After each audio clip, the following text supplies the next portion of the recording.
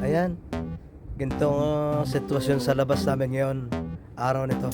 Wala pa rin nagsushovel ng yelo. Tira pa rin lakaran ng mga sidewalk. Malamig, minus 17 ngayon. Wala nang snow, hindi na bumabagsak. Tapos na. Ito ang aftermath ng major snowstorm noong isang araw.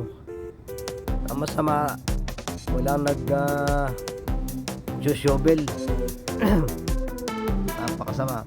Mga sidewalk, punong-puno ng yelo. Hirap paglakad. Yan.